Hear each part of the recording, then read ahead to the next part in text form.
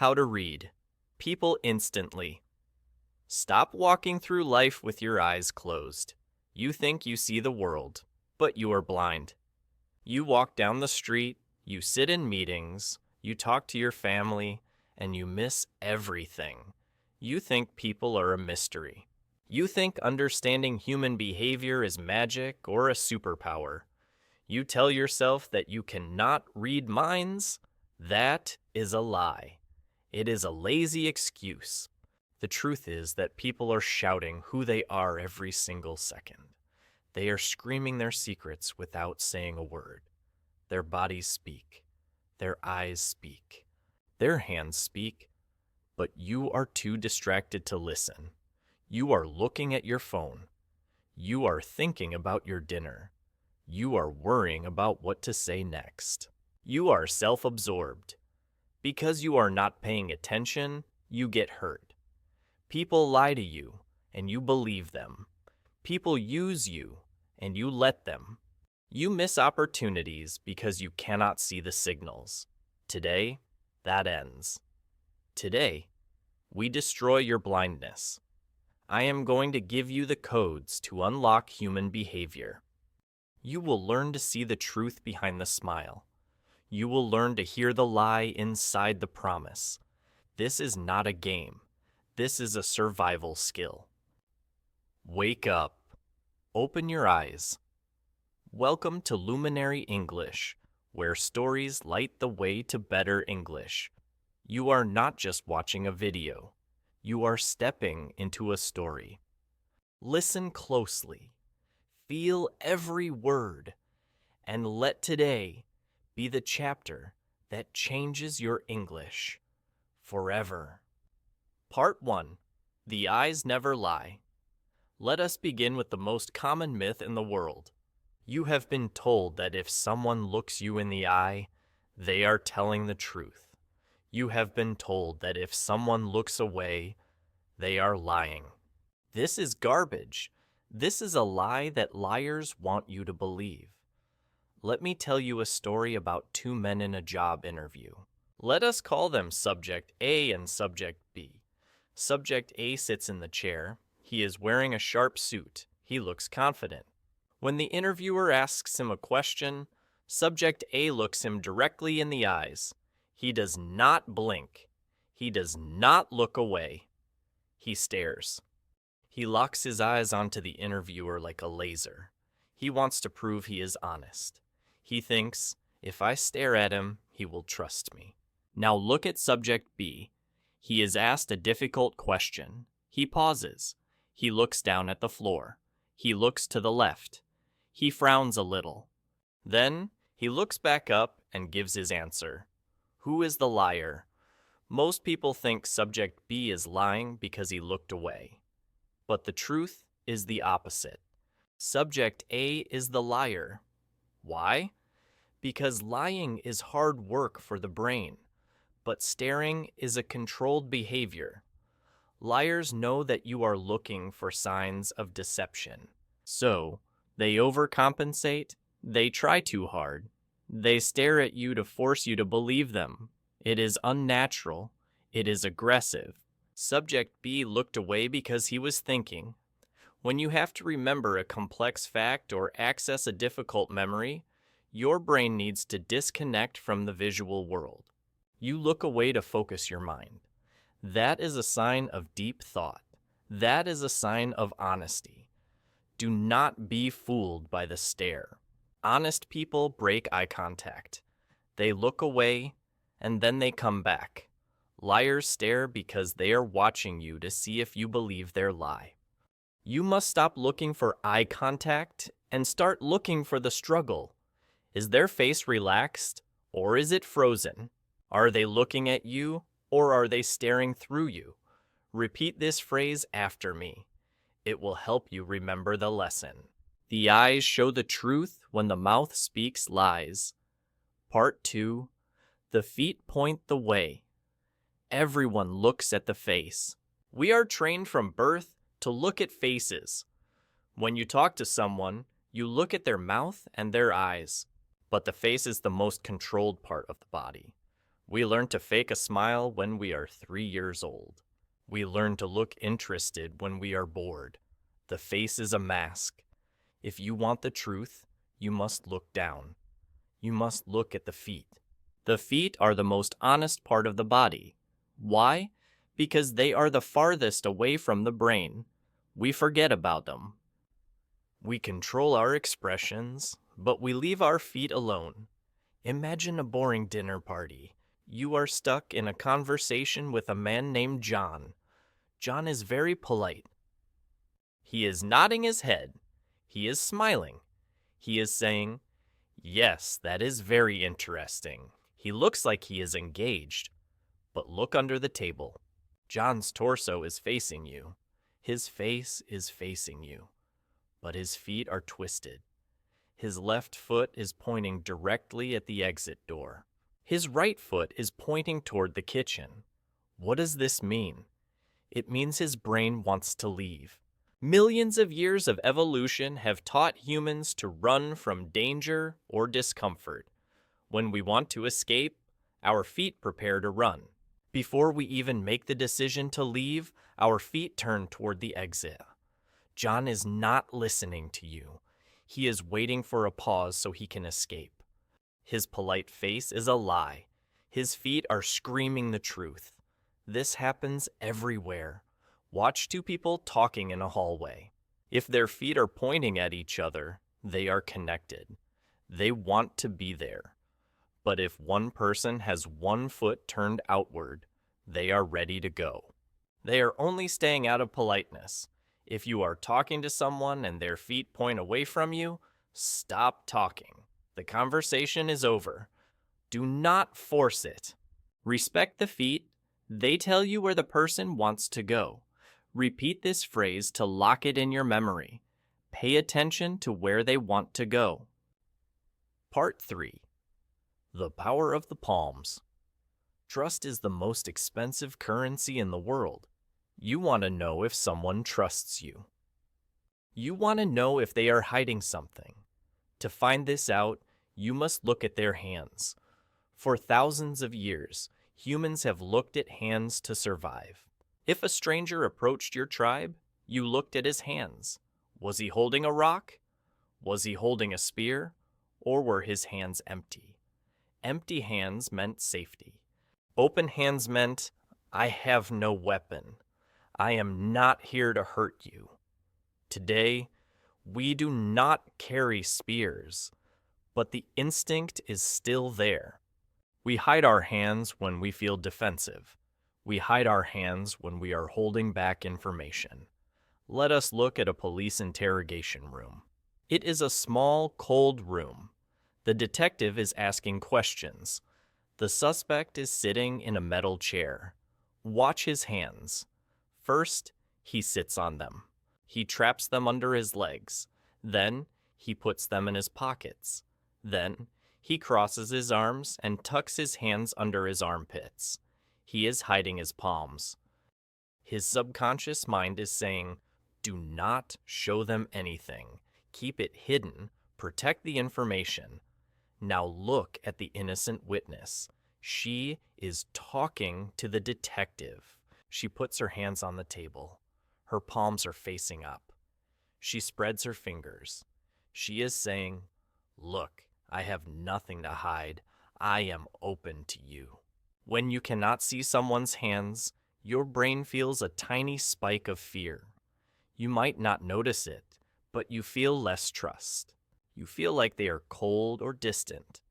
If someone is talking to you and their palms are open and visible, they are likely telling the truth. They are inviting you in. If they put their hands in their pockets or hide them behind their back, be careful. They are closing the door. This is also a tool for you. If you want people to trust you, show them your palms. Do not cross your arms.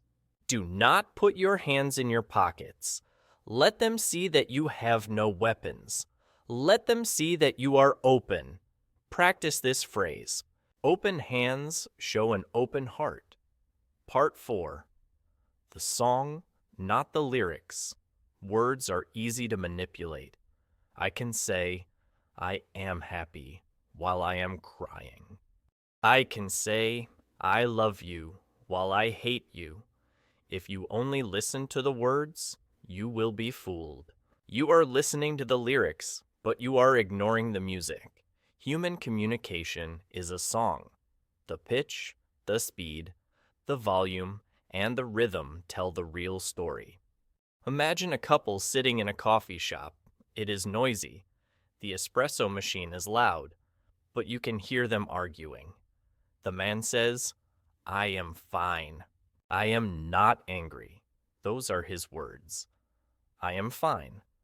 If you write those words on paper, they look calm.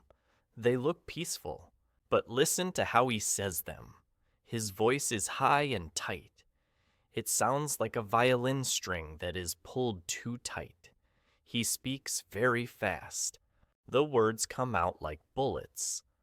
I am fine. I am no tangry. His pitch goes up at the end of the sentence. This is the music of stress. When we are stressed or angry, our vocal cords tighten. This makes our voice go higher. When we are anxious, our brain races, so we speak faster. We cannot slow down. The man is lying. He is furious. He is stressed. His words say fine, but his music says danger. You must stop processing language like a computer reading text. You must listen like a musician. Is the voice deep and slow? That means confidence and relaxation. Is the voice high and fast? That means anxiety and fear. Is the voice stumbling? That means uncertainty. If the music does not match the lyrics, believe the music. The voice is connected to the nervous system. The nervous system does not know how to lie. It only knows how to react. Next time you ask someone, "How are you?" do not just listen for the word good. Listen to the pitch. Listen to the speed. Hear the truth. Shadow this phrase. Listen to the music, not just the words. Part 5. The Waiter. Rule. You meet someone new. Maybe it is a date. Maybe it is a business partner. They are wonderful to you. They compliment your clothes. They laugh at your jokes. They open the door for you. You think, wow, this is a nice person. But you are making a mistake. You are judging them based on how they treat you. Of course they are nice to you. They want something from you. They want your affection, or your money, or your approval. To see their true character, you must watch how they treat people who can do nothing for you. You must watch how they treat the server. Let me take you to a fancy restaurant. You are having lunch with a potential business partner. He is wearing a suit that costs $3,000. He smiles at you. He tells you that you are a genius. He pours your water. You feel special. Then the waiter arrives. The waiter is young and tired. By accident, he drops a fork on the floor. It makes a loud noise. The business partner's face changes instantly. He snaps his fingers. He yells at the waiter. He says, "You are clumsy. Get me another fork now." He does not look the waiter in the eye. He treats him like a machine. He treats him like garbage. Then he turns back to you and smiles again. So, as I was saying, run away. Run away immediately. This man is a monster. He is showing you his true face. He is nice to you because you have power. He is cruel to the waiter because the waiter has no power. Character is not how you treat your boss. Character is how you treat the cleaner. Character is how you treat the driver. Character is how you treat the person who is serving you. If they are rude to the waiter, they will eventually be rude to you. Once they have what they want from you, or once you lose your power, they will treat you exactly like they treated that waiter.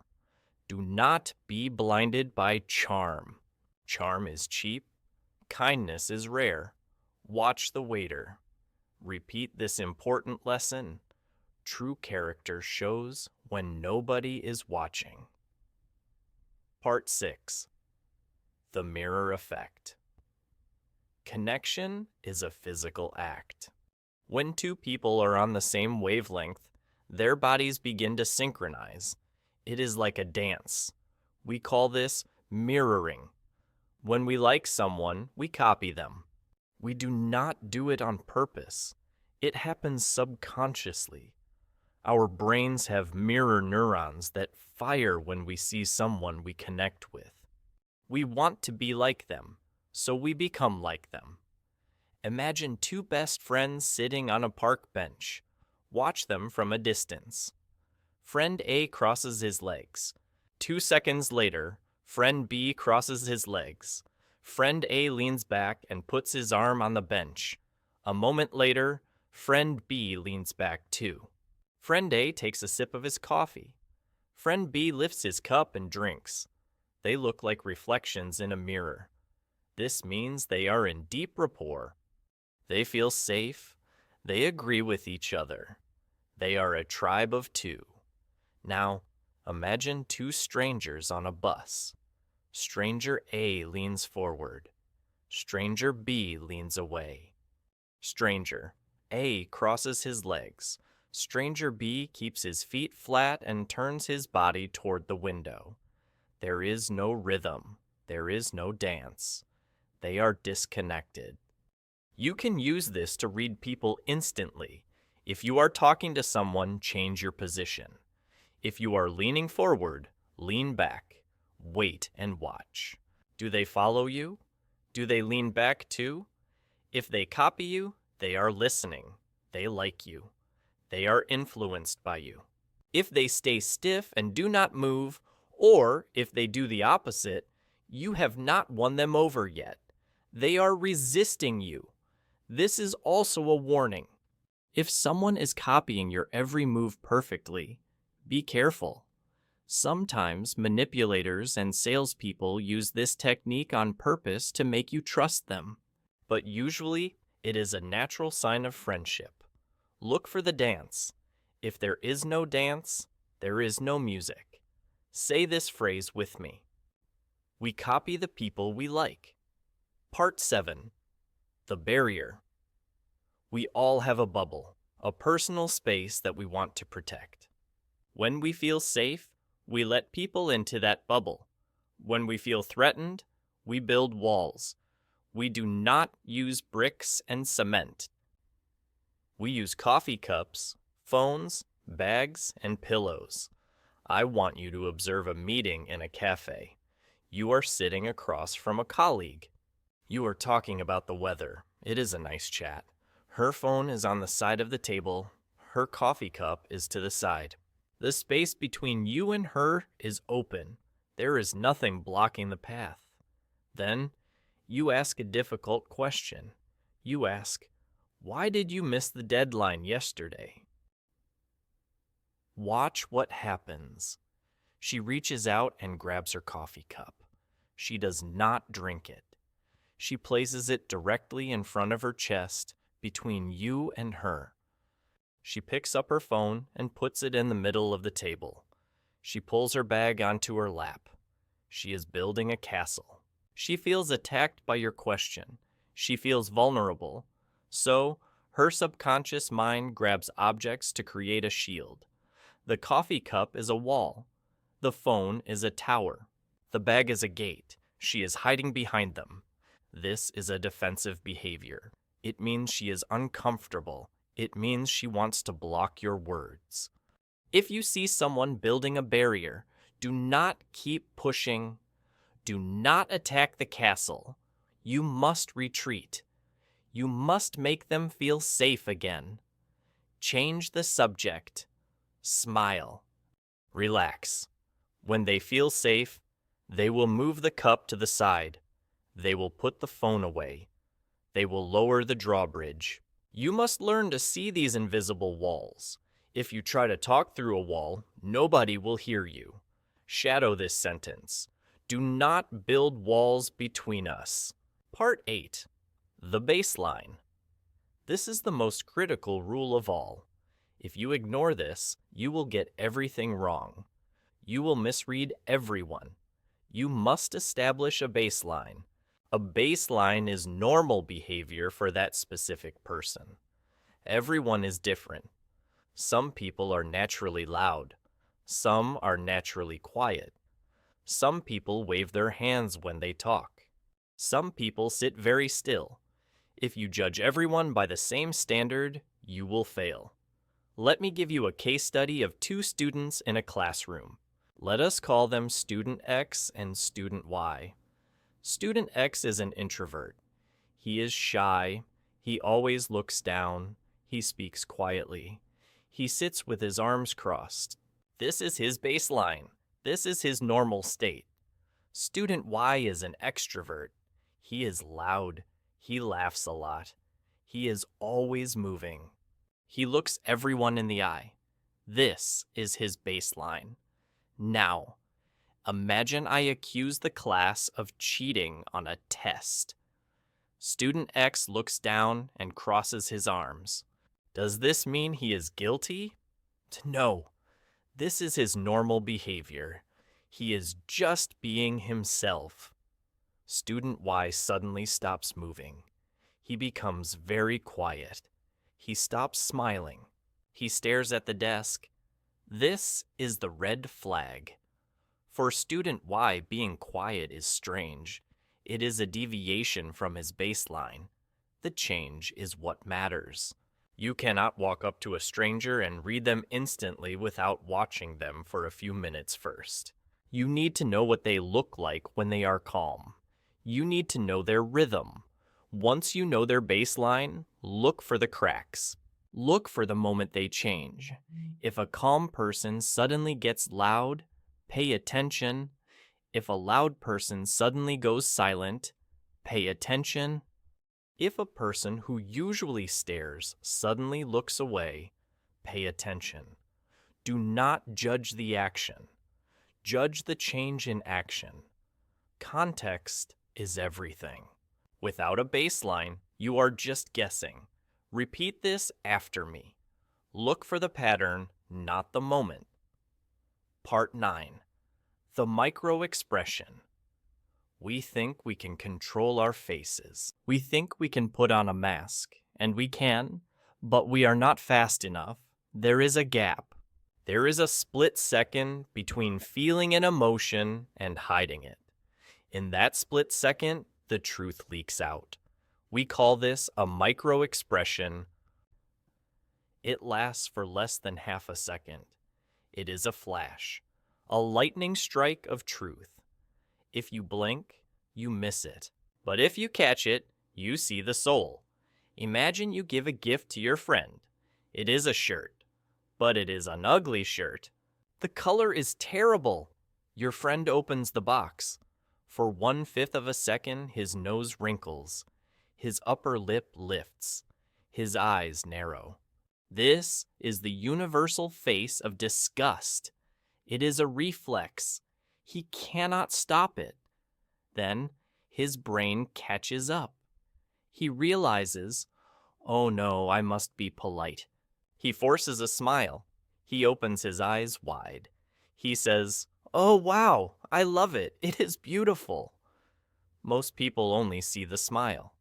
They only hear the I love it. They are happy. But if you are a master of observation, you saw the nose wrinkle. You saw the disgust. You know the truth. The smile is the mask. The flash was the reality.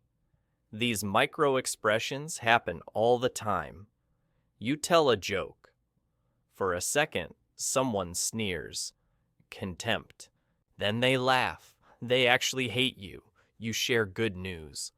For a second, someone frowns. Sadness to jealousy. Then they congratulate you. They are actually envious. You must train your eyes to be fast. Do not wait for the long expression. Watch for the first reaction. The face speaks before the mind thinks. The face is honest for a fraction of a second. Catch that moment, and you catch the truth. Shadow this phrase. The face speaks before the mind thinks.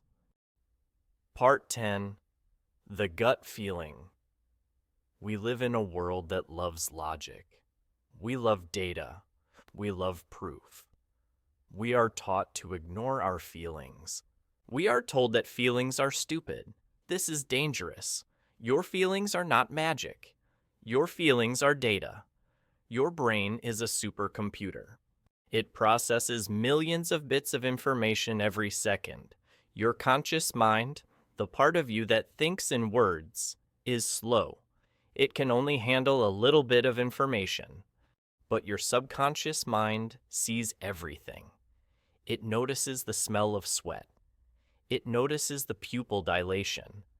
It notices the micro-expression. It notices the tone of voice. It puts all these clues together in a millisecond and gives you a result. That result is a gut feeling. It is a feeling in your stomach, a tightness, a cold shiver, a sense of, I do not like this. Let me tell you a story about walking down a dark street. You are walking home. You see a man walking toward you. He looks normal. He is wearing a suit. He is smiling. Logic says, he is safe. He is just a businessman. But your stomach hurts. Your heart starts beating fast. The hair on the back of your neck stands up. You want to cross the street. Do not argue with this feeling. Cross the street. Run. Your subconscious mind saw something your conscious mind missed. Maybe his hand was twitching. Maybe his smile was fake. Maybe his pace was aggressive. You did not have words for it, so your brain sent you a feeling. We often tell ourselves to be polite. We say, do not be silly, he looks nice. And that is how people get hurt. We silence our survival instincts to be polite. Stop doing that. If you feel that someone is a liar, they are probably a liar. If you feel that someone is dangerous, they are dangerous. You do not need to prove it in a court of law. You just need to protect yourself. Your intuition is millions of years of evolution trying to save your life. Listen to it. Respect it. It is the smartest part of you. Repeat this final lesson. Trust the feeling in your stomach. Part 11. First-person reflection. I used to be like you. I was naive. I walked through the world with a blindfold on. I wanted to believe that everyone was good. I wanted to believe that words were true.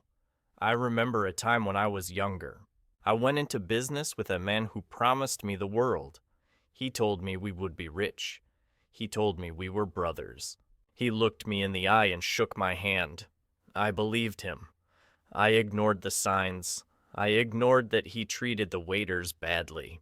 I ignored that his feet always pointed toward the door when we talked about problems. I ignored the feeling in my gut that said, run. I lost everything. He took my money. He took my ideas, and he disappeared. I was angry. But then I realized it was my fault. The signs were there. He showed me who he was every day. I just chose not to look. I was too lazy to read the language of reality. That pain woke me up. I decided I would never be blind again. I started to watch. I sat in cafes and just watched people. I watched their hands. I listened to the music of their voices. I stopped listening to the lies they told with their tongues and started watching the truth they told with their bodies. It changed my life. It made me strong. It made me impossible to fool. You do not have to be a victim. You do not have to be confused. The world is an open book. All you have to do is learn to read. Your homework starts now, not tomorrow, now. When you turn off this video, do not go to sleep. Do not scroll through social media. Go out into the world. Look at the people around you. Look at your family. Look at your boss. Look at the stranger in the grocery store. Do not just look at them. See them.